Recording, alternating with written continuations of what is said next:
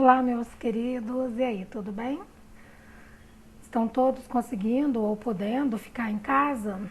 Bom, aqui nós vamos dar início às nossas aulas online e vamos começar falando sobre a segunda semana do desenvolvimento embrionário.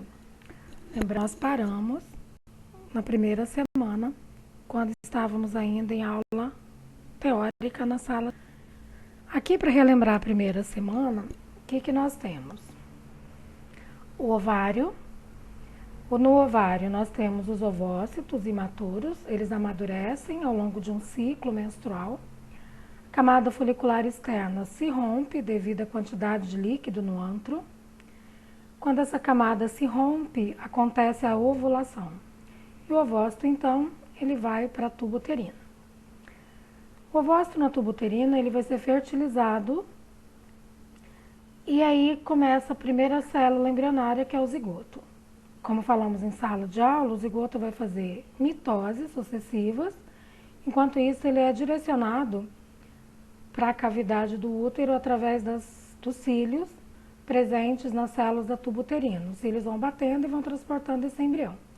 Enquanto ele é transportado, ele vai digerindo as estruturas que estão ao redor dele, como a corona radiata, os corpos polares e, por fim, a zona pelúcida.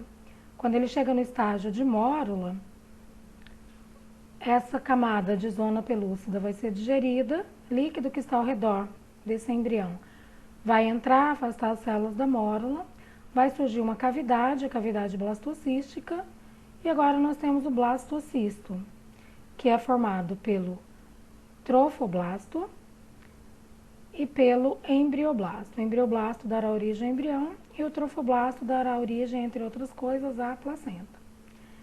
Essa estrutura embrionária está terminando a primeira semana e entrando na segunda semana do seu desenvolvimento. E na cavidade do útero não pode permanecer, porque senão não tem de onde tirar nutrientes. Essa estrutura, o blastocisto ou blástula, precisa sair da cavidade embrionária e entrar na parede uterina. Como é que isso acontece? A parede do útero e o blastocisto iniciando a sua implantação. O blastocisto dá origem a essa camada de célula aqui, ó, que recebe o nome de sincício trofoblasto, que tem origem a partir do trofoblasto, que estava próximo ao polo embrionário. Surgindo o sincício, ele começa a liberar enzimas que vão digerindo a parede do útero, para poder fazer a implantação desse embrião. Enquanto está tendo a digestão dessa parede, os nutrientes que vão sair da parede uterina vão servir para alimentar as células embrionárias. Enquanto isso, o embrioblasto, que está aqui, dá origem a essa camada de célula amarelinha aqui embaixo. Essa camada, por estar embaixo, ela recebe o nome de hipoblasto. A partir do momento que surgiu o sincício trofoblasto, onde era chamado trofoblasto, passa a ser chamado de citotrofoblasto. E por isso, então, o trofoblasto dá origem ao sincício trofoblasto. O sincício trofoblasto vai digerir a parte do endométrio para implantar o embrião. Substâncias que são digeridas vão ser usadas como nutrientes. E, além disso, o sincício trofoblasto produz o beta-HCG. O beta-HCG é muito importante porque ele vai manter o corpo lúteo vivo. E o corpo lúteo vivo mantém a produção de progesterona e estrógeno e a parede do endométrio, então, não se descama. Na segunda semana do desenvolvimento embrionário, mais ou menos na metade dela, o embrião vai estar semi-implantado. E essa região aqui, ó, toda maior, bem maior do que no início, é o sincício trofoblasto que está fazendo essa implantação. Implantação também pode ser chamada de nidação, ok? O que nós temos? Tirando aquela estrutura de dentro da parede para elucidar melhor, o sincício trofoblasto aqui, fazendo o papel dele, implantando o embrião. Em amarelo, o citotrofoblasto. As células do embrioblasto, que nas figuras anteriores estavam todas amontoadas, elas vão se afastar e vai surgir uma cavidade entre elas. Cavidade amniótica. Células do embrioblasto que vão ficar sobre o hipoblasto recebe o nome de epiblasto. Células do embrioblasto que vão ficar presas ao citotrofoblasto recebe o nome de âmnion. Se a gente juntar o epiblasto aqui em azul com essas células pequenininhas amarelas aqui embaixo, que é o hipoblasto, formam duas camadas de células que na segunda semana recebe o nome de disco embrionário bilaminar. A cavidade que era chamada de blastocística no final da primeira semana, agora vai ser chamada de exocelômica, porque as células do hipoblasto proliferaram e forraram o citotrofoblasto aqui embaixo. Agora não temos mais a cavidade blastocística e sim a exocelômica. Quando esse embrião está totalmente implantado, dá uma olhada aqui, ó, os vasos maternos, que estão lá na parede do útero, que contém nutrientes. Esses nutrientes se difundem desses vasos e vão servir para alimentar esse embrião. Então, aqui nós temos o sincício trofoblasto, em amarelo, o citotrofoblasto. E tanto o âmnion aqui, azulzinho bem fininho, quanto a membrana exocelômica, elas se afastam do citotrofoblasto. Com isso, surge o mesoderma extraembrionário. E aí nós já vamos ter uma outra estrutura, um outro nome. Se eu juntar o mesoderma extraembrionário, o citotrofoblasto e o sincício trofoblasto, nós vamos ter o córium. E o córium é muito importante porque ele vai formar, parte dele vai formar a placenta.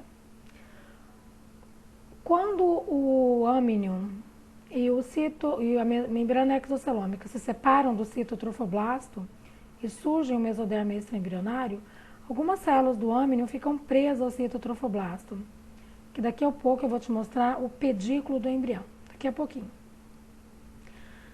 Como a membrana exocelômica se soltou do citotrofoblasto, essa cavidade que era chamada de exocelômica agora passa a ser chamada de saco vitelino.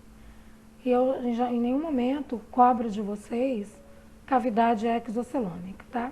Dessas cavidades a gente vai cobrar a cavidade blastocística, lá do final da primeira semana, e a cavidade do saco vitelino. Exocelômica não precisa se preocupar com isso. E aqui, para ilustrar novamente, o embrião formado por duas camadas de células, a que está em azul, epiblasto, amarelinha, hipoblasto, ambas formando o disco embrionário bilaminar. Assim que o embrião acaba de ser implantado, essas células aqui, ó, são as células que revestem a parede uterina, que é o epitélio do endométrio. Aqui formou uma cicatriz, porque o embrião ele acabou invadindo a parede uterina. Essa cicatriz vai formar o que se chama de tampão embrionário.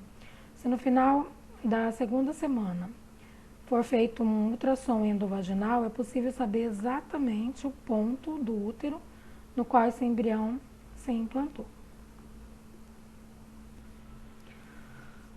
Quando o sincício trofoblasto produz o beta-HCG, por que ele é tão importante então? Ele vai manter o corpo lúteo vivo, as taxas de progesterona e estrógeno vão ficar elevadas, e o endométrio não vai descamar, não vai haver menstruação, mantendo o embrião então até o final da gestação.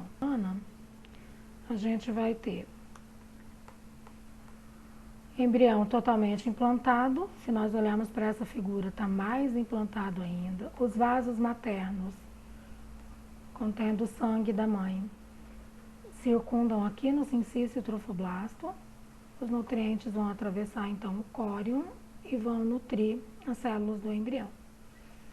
Então nós temos o sincício trofoblasto, o citotrofoblasto e o mesoderma extraembrionário, formando o córium. Embrião. Quem é o meu embrião agora nessa semana? Epiblasto e hipoblasto. De novo, disco embrionário bilaminar. Se você der uma olhada nessa imagem, tem essas estruturas aqui que são chamadas de glândulas uterinas. O que é isso? Durante o espessamento do endométrio, além de proliferar células dessa região, formam-se glândulas que contêm muitos nutrientes para o embrião, porque quando o sincício atinge essas glândulas, os nutrientes que estão aqui, como aminoácido, carboidrato, lipídios, eles vão se difundir para nutrir a estrutura embrionária. Então aqui sintetizando a segunda semana, a gente tem embrião implantando, metade da implantação desse embrião. O sincício trofoblasto aqui em cima, bem avantajado. Mais ou menos com 9 dias, embrião implantado, mas não totalmente. Se você pegar aqui, entre o 12º e 13º dia, o sincício trofoblasto já está envolvendo praticamente todo o embrião. E no finalzinho da segunda semana, embrião totalmente implantado. O sincício trofoblasto, ele começa a proliferar aqui, ó, vai formando vilosidades, que serão as vilosidades do córion, vilosidades coriônicas.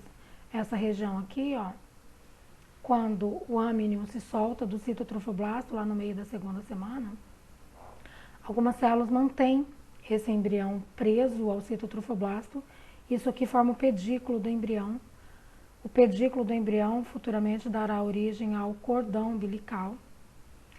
E na nossa espécie, como somos placentários, a gente não depende de nutrientes do saco vitelino. Então, existe uma redução do tamanho do saco vitelino, porque a nossa nutrição vai se dar a partir do pedículo do embrião, que depois é o futuro cordão umbilical.